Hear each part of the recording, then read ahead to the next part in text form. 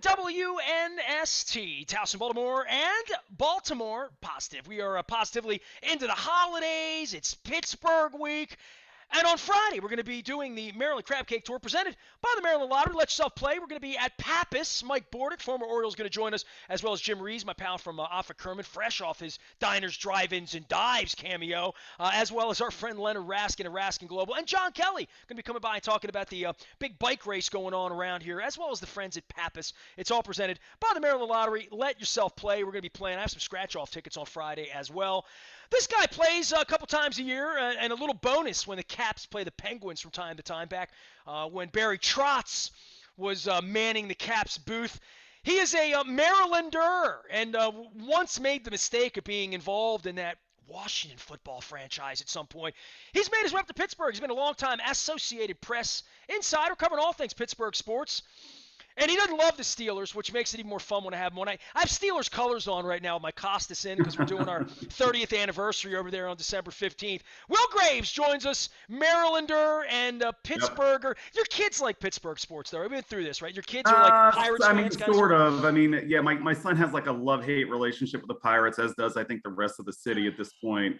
I've hated him since 79. My dad hated him since 71. Just so they like the players. He likes the players, but then like like Brees, they traded Jacob Stallings, their go catcher, to the Marlins for a couple of prospects, and it's just very hard for fans here to get attached to the baseball team. And I'm sure he is a Baltimore guy, and as a guy who's watched what's happened with the Orioles. I know you guys sort of feel the same way.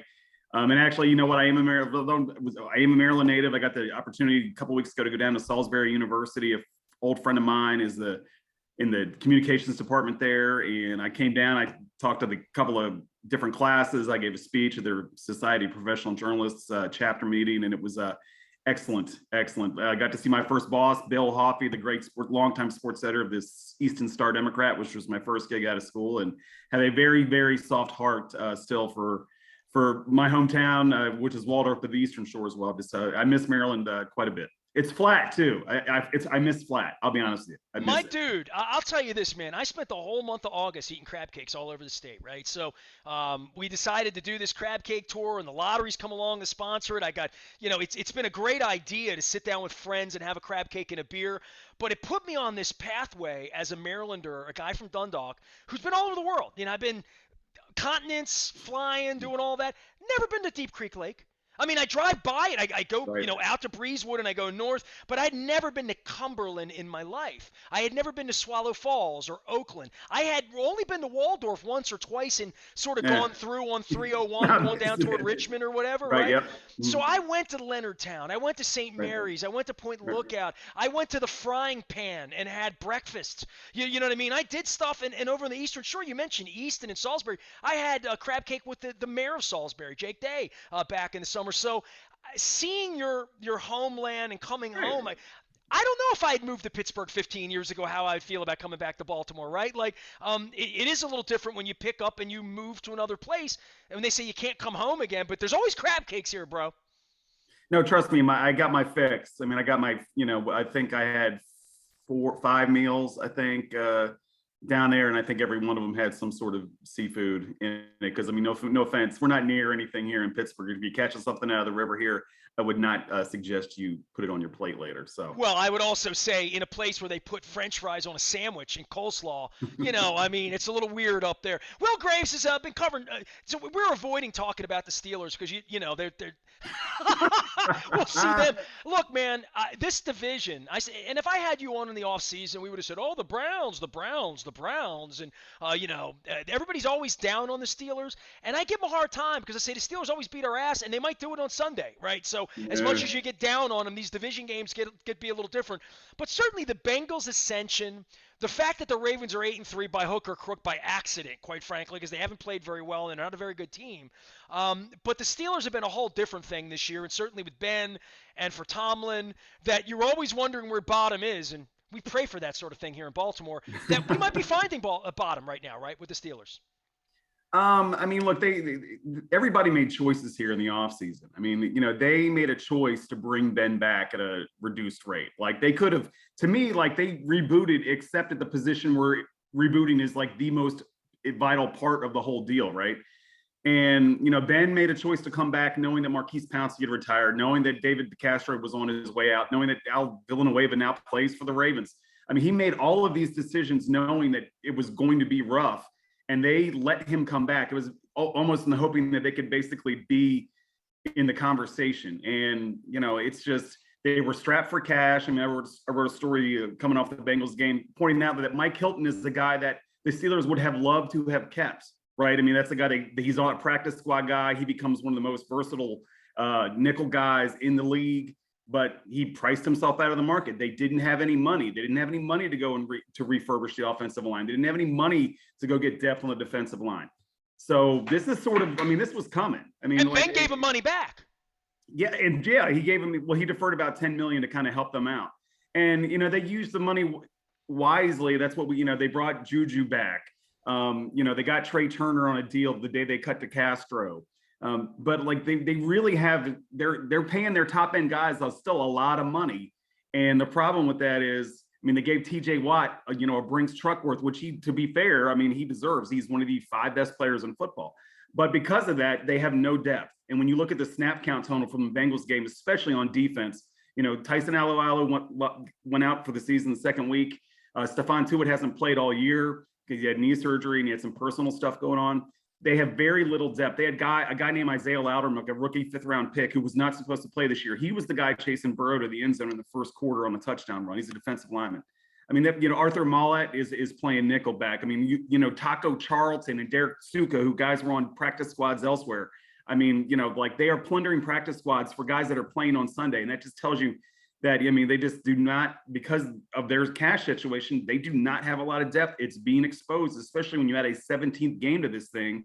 And I think that's just sort of, they've kicked the can down the road a long time. And finally, like it's here. I mean, well, we all spend a lot of money, right? And around here, the difference is we're on the quarterback with the rookie contract, and that's going to change. It changed a lot. Flacco went from being, hey, Joe, Super Bowl, to how much are we paying you, bro? Right. And Ben's been making a lot of money for a long time, going back to the motorcycle issue in Georgia and, all the nonsense that's gone on over 2 decades for him.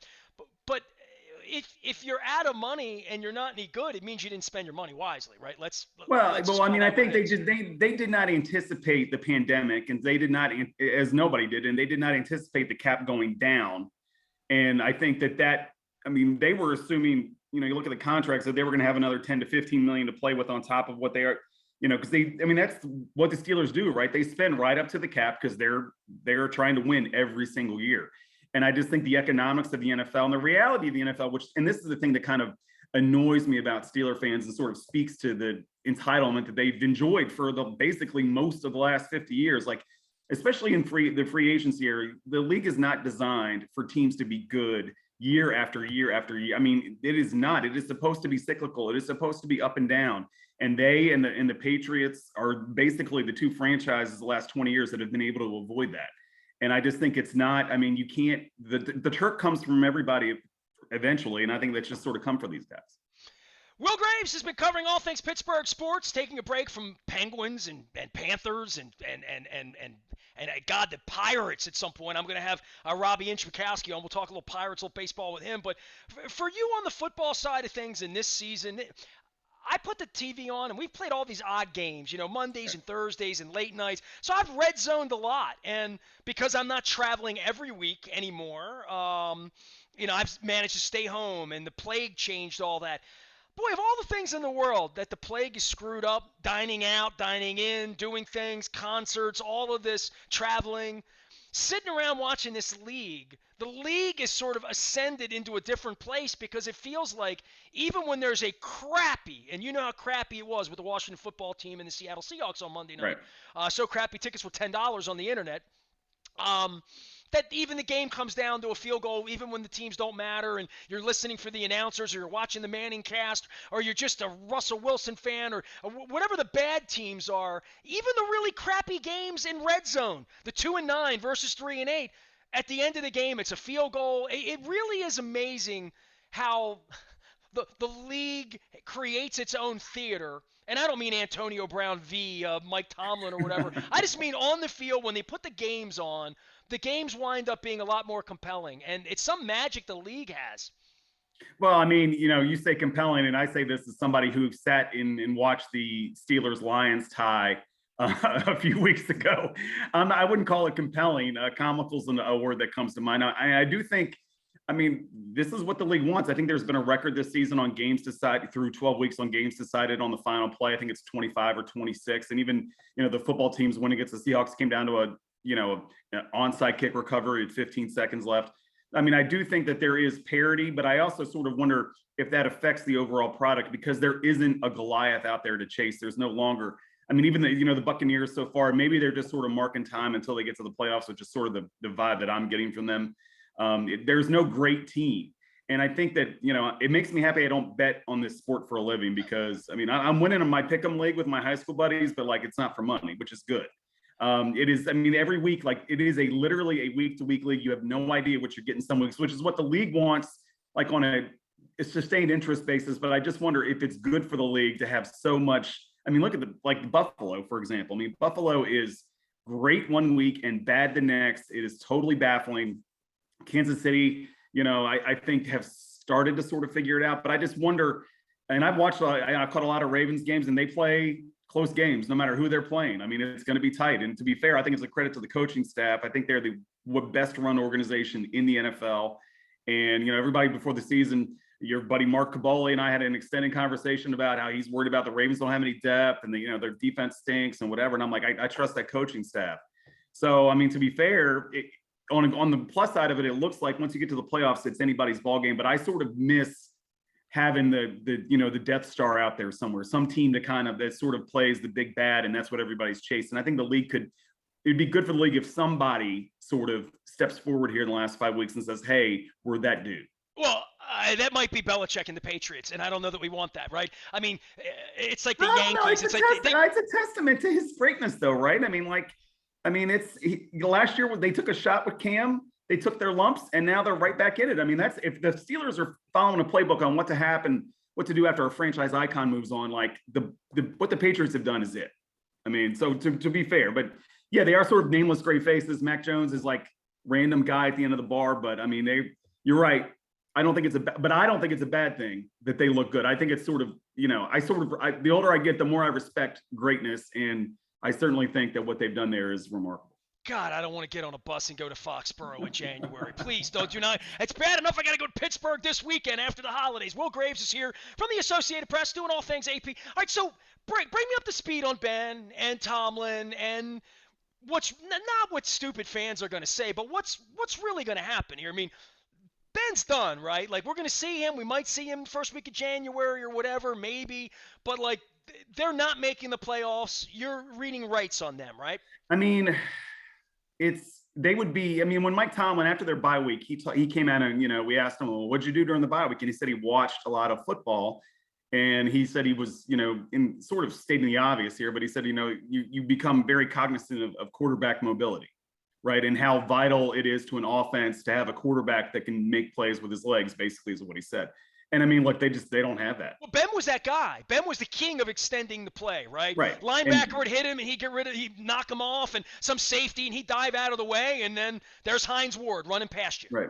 And I just think those days are long gone. And he even said that, he acknowledged that when Ben was really struggling early in the season. But you look at the Bengal game, I mean, he is backpedaling and can't get away from the rush fast enough. And I don't blame him. I mean, he's playing 18 years. He's got a lot of miles, taking a lot of hits. His place in Canton is assured. Pride, though, man, on both sides. I mean, I'm not going to sit here and categorically say Ben is not coming back. I mean, I think he should come back, and I think the team should not let him come back because you need to move on. The window with him is closed. I mean, even if they sneak into the playoffs, if they get lucky, I mean, you look at the schedule the last few weeks, it doesn't look good. But to your point, where is the window when Hayward's 33 and right? No, exactly. I mean, and that is, I mean, I think the window is you have Watt, right? I mean, the window is you got a great player, but that's all you got. He's the new standard bearer. And I mean, look, and the thing is, if you take the Steelers and you covered up the logo and you said we have a first-year offensive coordinator. We have a first-year offensive line coach. We have 2 rookies starting on the offensive line. We've got a rookie running back. We've got a rookie tight end. And you would say in November, we're 25th or whatever they are in total offense. You'd be like, well, that kind of makes sense because it's going to take a while to figure this stuff out. But they didn't do that. Ben's presence raised the bar of expectations on what the season might be. And I think just it's silly. I mean, that's just their brand name. And to be fair, the pedigree that they've earned sort of buying them that goodwill. And I think it's just what you've seen, especially the last, they had that little stretch run where they beat bad teams and they were barely beating the Seahawks in overtime at home, barely beating the Bears at home late. I mean, I think the time has come. The time, to be honest with you, came last year. I mean, because if I was them and I wrote this and I said this and everybody that has me on, I talk about this, like, they wasted a year. This was a wasted year because they still have no idea what they have with Mason Rudolph, although I think I've come around to the idea that he is not even a caretaker. Like, I just don't think he's a difference maker or a game manager. He's not a starting quarterback in this league. Right. I mean, I thought that he might be, but it just seems to be that, the play against the Lions, I mean, maybe it was the game plan or whatever, but he was not accurate. He was not good. The only thing he can do is throw the ball 60 yards down the field, which is something Ben can't do. So now they have no quarterback. And they've got guys, you're right, that are aging out. They've got young guys. I mean, they've got, Minka Fitzpatrick is still on his rookie deal. He's got another year on that, and they're very high on him, But like Devin Bush is a guy they traded up for to get at number 10. He's been awful. I mean, he's just been, he's a middle linebacker inside linebacker who's just not physical, not aggressive. So for me, somebody asked the other day, why did the starters stay in down 41-3? And you know what? When Ben gets enshrined in Canton, every one of those yards is going to be on that plaque, right? And every one of those, and he passed Phil Rivers for 5th all-time in completions. Trust me, I think he is aware of this stuff. It is very important to him to be in the top 5, 6, 7 of the most, the top categories: yards, touchdowns, completions. And I think he's, I think that's one of the reasons that he stuck around. I really do. I think he wanted to leave no doubt about what his credentials are. Because otherwise it just doesn't make any sense. I mean, Vance McDonald, one of his best friends on the team, Marquise Pouncey, one of his best friends on the team, Al Villanueva, one of his best friends on the team. I mean, all of his boys are gone. I mean, he's the oldest guy on the roster outside of Cam Hayward and Joe Hayden by 10 to 12 years. It's just, and it's telling that when Mason got the spot start when Ben got COVID, and we asked Mason after the game, hey, did you hear from him? And he said no. I mean, it's bizarre. I mean, I don't know. I just Well, we're not around the team anymore, right? So, the same thing with me. People ask me about the Ravens, and I'm like, I don't get treated very well. I wear a mask. I ask questions. Sometimes they answer them. Sometimes they don't. Right. And sometimes I don't even feel like asking. The other day, somebody said, why weren't you in the press conference? I'm like, I sat in the front row. I didn't have any snarky questions or fun questions or things they're going to expand upon. After a game, there's no locker room. It's just, this is a different thing after 30 years of doing it one way. Right. And I'm with you. And, not having the open locker room, not being able to go up to a guy like David DeCastro and just sort of chat off the record for 10 minutes to see what's going on with the team. That ability is gone. It's much more controlled environment. I mean, even the protocols, for example, I'll give you, the Steelers are requiring us to let them know on Monday what our plans are for the week in terms of being at practice when, there's never more than 10 to 15 people. And yet I was late getting in my notice. Hey, I'm going to be there, Tuesday, Wednesday, Thursday, Friday. And they said, well, you can't come Tuesday because you didn't let us know in time, which is just stupid. It's just stupid. It's just the way the teams are getting control. And I think that at this point, I think the league, and I look, because I cover being a jerk baseball, to the AP writer and saying protocol. It's not specific. But it's same thing happening here. Yeah. I mean, and for me, and if we're just going to let me vent here for a minute, I mean, I cover Major League Baseball, I cover the NHL, I cover major college sports. At Pitt, I don't have to wear a mask at all. I mean, I'm vaccinated, I got my booster shot and everything, and I still wear a mask, but they don't care. The NHL is allowing some one-to-one interviews. Major League Baseball is starting to loosen up. The NFL seems to be not interested in that at all. They're never letting us back in, dude. And I think it's detrimental to the league over the course of the long term. Is that self-serving for me to say that? Of course it is. But I just think that, eventually it's because we get the same 8 to 10 players every week. And it's just when the season, especially when you're just sort of treading your wheels here, spinning your tires like they are, and you're writing about the same stuff, the rookie offensive line, how's Ben playing, the depth on the defensive line. I mean, it's the same stuff over and over and over. Like, there are really compelling stories on this team that aren't getting told because the league isn't allowing us to tell them. And I think over the long haul, that's going to hurt the league. I agree with you, I do. I think overall the notion that Ryan Mink and Garrett Downing are going to interview their boss for public, and that's going to be the only access to the boss. Right. That's not good. I mean, and that's team to team, city to city, and but that's the league. Will Graves has been covering sports back when we used to have access at the Associated Press. You can follow him out on Twitter and social media. Anything else to say on the Pittsburgh sports scene? I mean, I haven't watched a hockey game in 3 years, just to be honest. When Trotz left, I left. I was supposed to have dinner with him literally last night in Philadelphia. The Islanders had a trip into Philly, and he and I have been planning this big Philadelphia Monday night dinner date forever, and then the whole team gets COVID and they have to shut down, right? So there's nothing normal about sports, even from a fan perspective or going to the games, covering games, but certainly on the inside of these leagues, wherever they are, the Pirates, the Islanders, the Penguins, whoever, nothing's normal in plague time 2 years into this. Right. And I mean, you hope that it gets normal at some point, but I don't know. I mean, I think, the Penguins, they just got sold this week from Mario Lemieux and Ron Burkle, sold it to the Fenway Sports Group, the guys that own the Red Sox and Liverpool. And I think what does that mean for Mario Lemieux, right? Well, he's keeping an ownership stake in there. He's going to still be sort of in charge of the hockey stuff, as my cat here makes a cameo. Oh, cool. What's your cat's name? My cat's name is Owen. He was born on St. Patrick's Day. So it's Owen, what's up?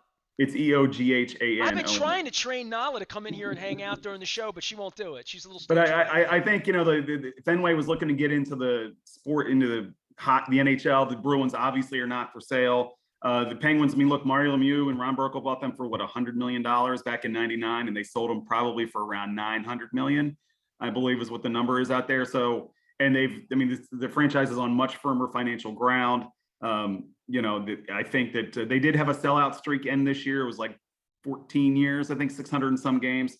But, I think the franchise isn't good in the short term. I mean, we'll be interested to see what happens, much like with the Steelers, where we're wondering what's going to happen after Ben's gone, what's going to happen in 3 to 4 years when Crosby and Malkin and those guys are gone. I mean, I think there's going to be hard times coming, because that's how the NHL is designed, just like every other league, right? I mean, the Penguins currently have the longest active playoff streak in professional sports in North America.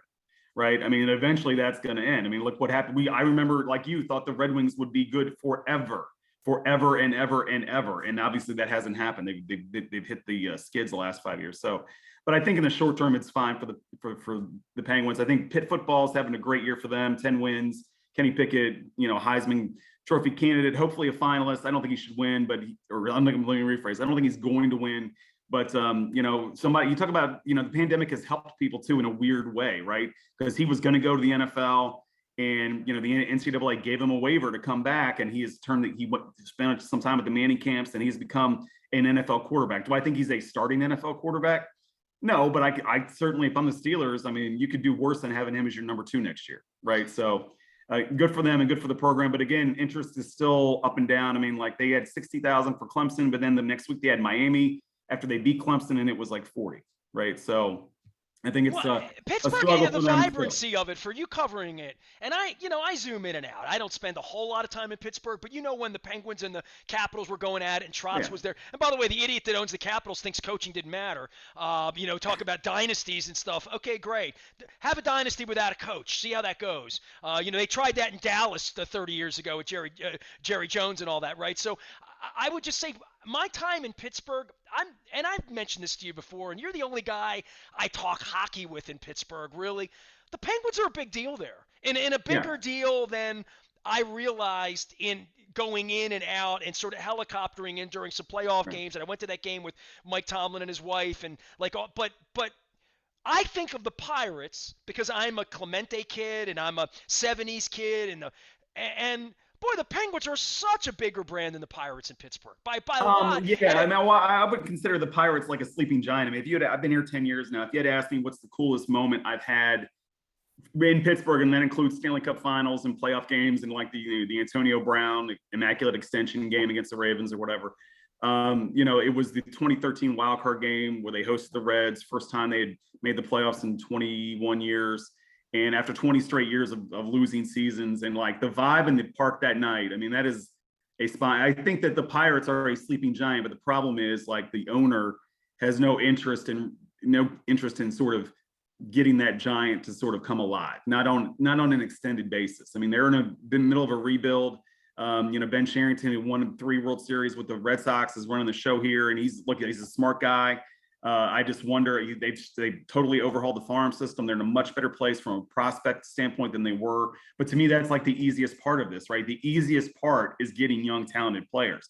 The hardest part is turning those young, talented players into major leaguers, and doing it in a time frame where they can all be good enough at the same time so that you can be competitive. I mean, that's what's It's like a made. big card trick. It's like this big promise of this big prom we're gonna have one day. But in Right. the meantime, we're gonna eat grits and look at dark skies and get our ass kicked 107 times a year. I mean, It's and bizarre. I don't know I can't, I've been to a game in Camden Yards in 20 plus years, but I would imagine that it's much the same. The Pirates sell the pass. Like if you go to a random game on a Tuesday night in June when there's 12,000 people there, the jerseys that you see aren't active players. It's Willie Stargell, it's Roberto Clemente, it's Bill Mazeroski, right? They're in their shop. They only have the jerseys of 2 active players in there, and Brian Hayes, their third baseman, and Brian Reynolds, their all-star center fielder. And there's a very good chance that Reynolds will be moved, maybe not this year, but long before his contract, his team control, the team control portion of his career is over. So I mean, it's very hard for and people get excited. They do have good kids coming, but it is asking a lot. I mean, it's asking a lot of Cherington to kind of be a baller on a budget here and replicate sort of what the Rays and even the Rays got around to paying guys. They got around, I mean, they're paying Wander Franco now, right? So I mean, even the Rays have understood that we got to pay some point. The Pirates have not, since Andrew McCutchen, they got him for a steal.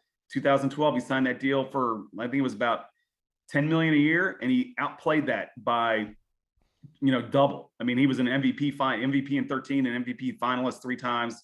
The face of the franchises, they were good. I don't see anybody in their system that they're willing to do that for now. And I think it's just going to be this treadmill. Like, I think they'll go to be respectable at some point, but make that leap, very hard to see.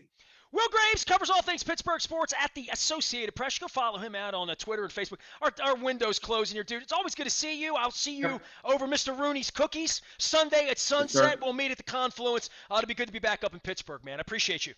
I mean, take care, Nestor. Will Graves, Marylander by birth, Pittsburgher by choice, and he'll be covering all things sports at the Associated Press. I'm Nestor. We are WNST, AM 1570, Towson, Baltimore. We never stop talking. Baltimore, positive.